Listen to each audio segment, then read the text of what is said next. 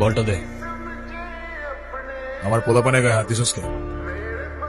কি করবো বল, তোর ছেলেরা বাপের কথা শোনা না, বেয়াদব হয়ে গেছে। ঈশান, তুই জানোস তো আমার বাপকে?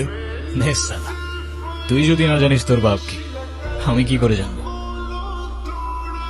সময় আমারও আসবে ঈশান। হ্যাঁ আসবে তো, অবশ্যই আসবে। আর কুত্তেকা দিন আতা है ভাই, ধোমারি তোরও আসবে।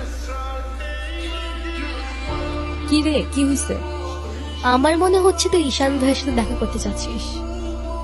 আমি ভার্সিটিতে পড়াশোনা করতে যাচ্ছি, এইসব করতে না। আমার কি মনে হয় জানিস, কি মনে হয় বল? ঈশান ভাইয়া তোকে পছন্দ করে। তোকে তো এসে বলে গেছে তাই না? বুঝি তো সব, আর বলা লাগবে না। এই শোন, তুই না ঈশান ভাইয়াকে প্রপোজ করে দে। তুই যাবি এখান থেকে নাকি আমি কি ডাক দিব? যাচ্ছি, সব সমস্যা এরকম করে। আচ্ছা, ওরে যে প্রপোজ করবো যদি না করে দেয়? আরে তুষার ভাই, আপনি হলেন চেয়ারম্যান স্যারের ছেলে। এই ভার্সিটিতে এমন কোন মেয়ে আছে আপনারে মানা করবো? ভাই বলে দেন তো, পরেরটা পরে দেখা দেবো। ক্যাম্পাসের সবচাইতে সুন্দরী নারীর জন্য এই সুন্দর আই লাভ ইউ।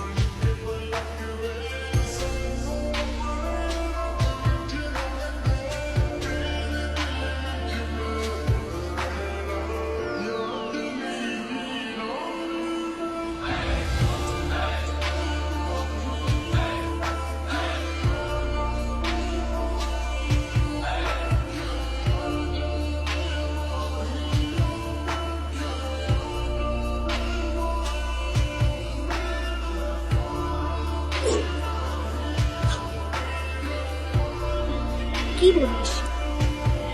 তুই কি ডিরেক্ট প্রপোজ করে দিছিস? সবকিছু কি ডিরেক্ট বলতে হয়? কিছুটা তো বুঝে নিতে হয়।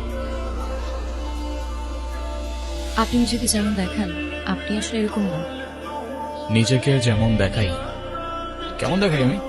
এই যে সব সময় রুট থাকে, মনে হয় নিজেকে নিজের থেকে লুকিয়ে রাখছে। তবে ভাগাভাগি করে নিলে ক্ষতি কি? এই না বলুন, একটু মিষ্টি মুখ করে নাও।